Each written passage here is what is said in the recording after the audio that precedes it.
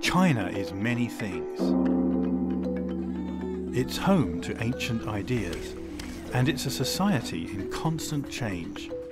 But wherever you are, one thing is always obvious. This is unmistakably China.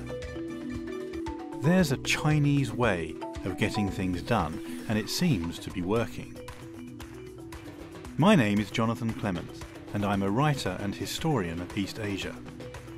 When I'm not writing, I'm travelling, visiting towns and cities, meeting new people, and trying to make sense of the cultures I encounter.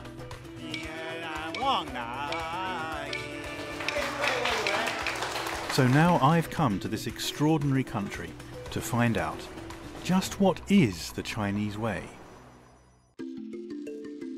I've come to Shandong Province, a place fairly typical of eastern China, a pulsating mix of ancient and modern that is little known to outsiders. It has one major distinction. 2,500 years ago, it was home to a philosopher, China's greatest and most famous thinker, Confucius. The Taoist temple of supreme purity at Laoshan has a long history, dating back some 2,000 years. And if Taoism had a founder, it was this man, Lao Tzu, a fabled leader of spiritual thought. Both Confucius and Lao Tzu believed in what's now seen as the good Chinese value of respect. For Confucius, it was respect for tradition, ritual, and civilization. For Lao Tzu and the Taoists, it was respect for the natural world and its harmony. A meeting between the two great thinkers is the stuff of Chinese legend.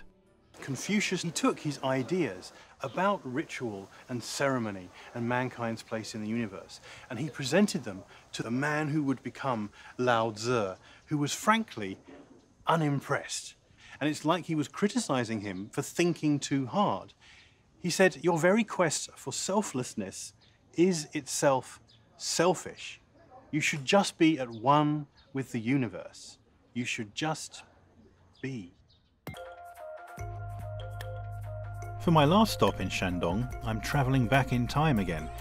This large complex of buildings in Qufu was built up around a small home that once belonged to the family of the great philosopher Confucius.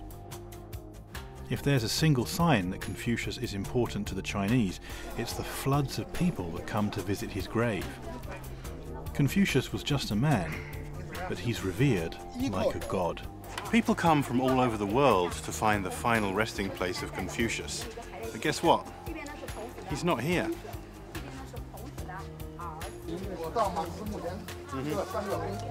If there was a grave here, it disappeared a long time ago.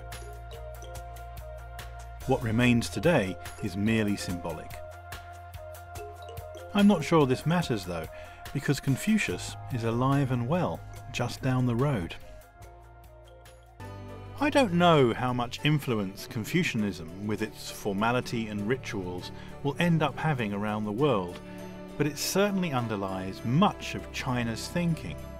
New generations are proud to be Chinese and see these values as contributing to the nation's success.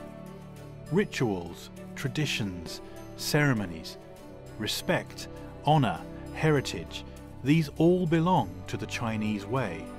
They're part of the daily life of the people of Shandong and China as a whole. And while they remain so, now and in the future, China will continue its balancing act, changing constantly while not changing at all.